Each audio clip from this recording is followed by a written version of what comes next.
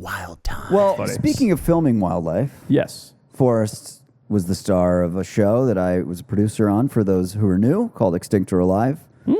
Did a few spin-offs for Shark Never Week. heard of it. No one has. But I want to play a little game. I want to bring a little game back. Little EOA game? Let's play the EOA game. Ooh, Extinct or Alive game. Dun dun. All right. So here's what we do. I host Okay. this, right? Yeah. Yeah, okay. I'm going to throw out... I'm glad you checked, though. Yeah, it's been so long. Yeah. I'm going to throw out an extinct species. Yep. Forrest, who is the extinct animal guy, True. is going to weigh in on whether or not there's a chance that some pocket of the world could hold an extant population, or even just one. Yep. Even just one. Yep. And then Retep, as the layman, is Yep. going to weigh in also after Forrest. Ooh, after hearing all the facts about this animal. Yeah. Okay. All right. I want to start with a personal favorite of mine. You ever Okay. seen a paddlefish in the wild? Never in the wild. Always wanted to. you ever seen a paddlefish? Peter? Yeah, I used to have one in No, a you kiddie didn't. pool that Nope. I kept in the garage. No. They're really cool fish. Incredible animal.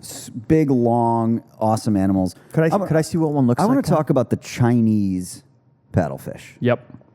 So by the way, to be clear, we have a North American paddlefish, native here. Right. I've seen pictures. Relatively common, actually, not even that uncommon in the Right. Midwest.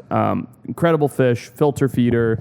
They're now farming them for caviar, so on and so forth. The Chinese paddlefish was just declared extinct in 2022. Officially, correct. Yeah. Really? So what is this? It's a subspecies of paddlefish? It's its own species. Okay. You know, Last seen in convergent two- evolution. It's its Okay. own species of paddlefish, much larger than our North American. Yeah, it's this paddlefish. huge, awesome animal, Yep. up to 23 feet long. Yep.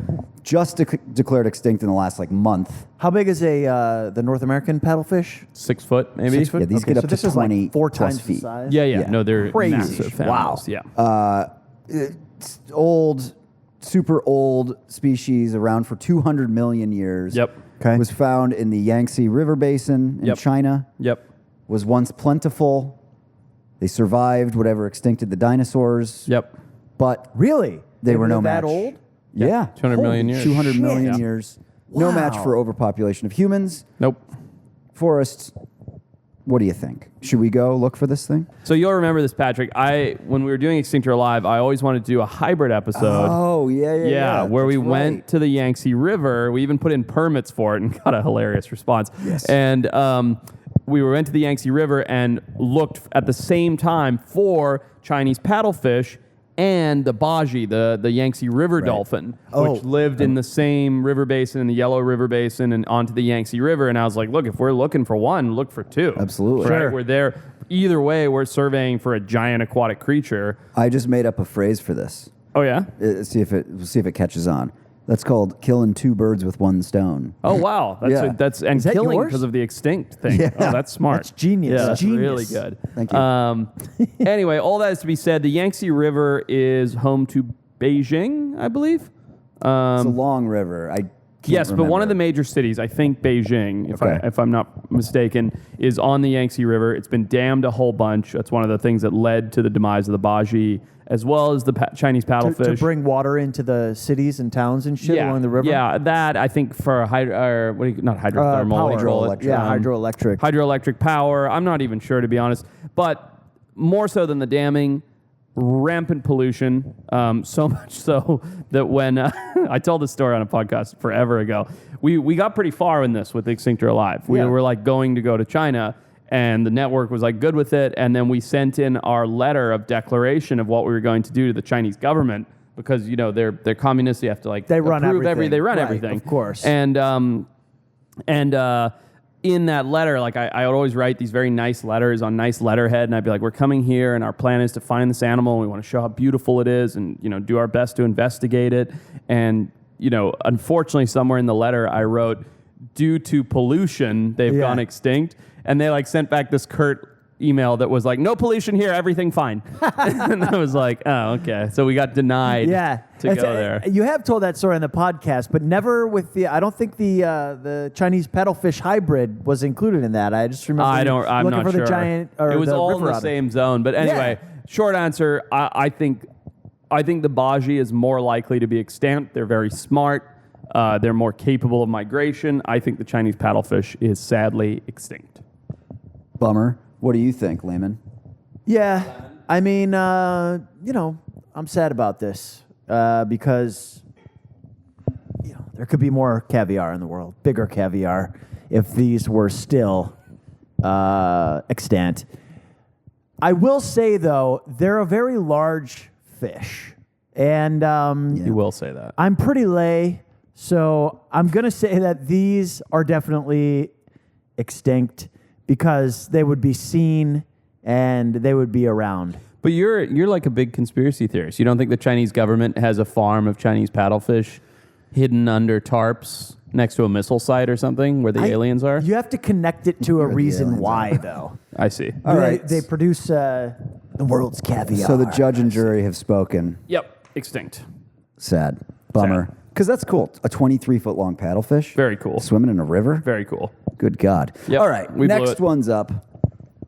I'm going to bring up an amphibian, Okay.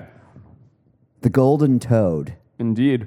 Okay, so this was last seen verified in 1989. Yep. So we're going back to when that was the Christmas I got my Nintendo.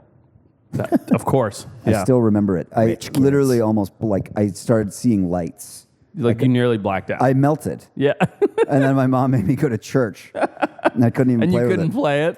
I Explains a it lot. was a fucking night. I'm sure I was a nightmare in that church. So, found in Costa Rica. Yep. The Highlands. They believe that a chytridomycosis, Chytrid fungus. there you go, if you want to speak in layman's terms, is responsible for the golden toad's extinction. An amphibious disease, I suppose, this fungus? Chytrid fungus. So frogs. This is actually pretty interesting. And sorry, we're diverging from the game, but it's part of the This is podcast. the best part of the podcast. African clawed frogs were brought over from Southern Africa, from Zimbabwe, where I'm from, to essentially let women pee on them to figure out whether or not they were pregnant. Oh, okay. They used these frogs in pregnancy tests, okay, because the certain hormone they'd have a certain response if women were pregnant. Wow. Right. In doing so, they brought these frogs from Africa and mass-produced them in unhygienic conditions in labs in North America, of course. which led to chytrid fungus. Because anytime you have a gazillion of something in one place, some bad conditions, so on and so forth, they brought this fungus over, Yeah. and it was created in a lab. And it got out of that lab, as the frogs did, as everything does when you bring it somewhere, Yeah. and spread the world over, and has had detrimental effects on amphibians globally. This fungus? This fungus, Yeah. chytrid fungus, and this was really where we first sort of learnt about it, and it became a big thing, was when the golden toad got wiped out due to chytrid fungus. Because before that, it was like, yeah, whatever, it's like a frog fungus, who cares? Yeah. And then all of a sudden, these striking little toads in Costa Rica disappeared. So, yeah, these are like famous toads. Very. That They're there's very pictures- you always see beautiful. Pictures of They're this. a small, poster right? child of extinction, for sure. Very small, yeah, Now- a little guy like this. Costa Rica obviously gets lots of tourism. There's beaches, there's jungle tourism. But there are pretty large areas of jungle that are still pristine. Or And not these pristine, but and these are cloud forest animals that live way up where there isn't a lot of development. people do occasionally report that they've seen them. Quite regularly. Okay. So this feels like an Extinct or Alive episode. I feel like I could get behind this as the producer, not as the expert.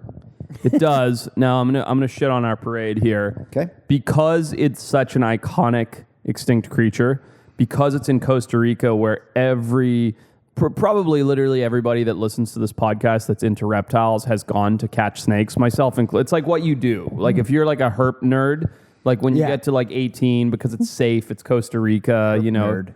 Yeah. If you're a herpetology nerd, you go to Costa Rica and there's great diversity and you catch a ton of snakes and frogs. So all that to be said is, I'm going to say it's extinct because there's been a zillion different people that have gone looking for them. There's a ton of different surveys that have been done. Proper scientific institutions have put out pretty large blanket surveys. There's really good herpetologists in Costa Rica.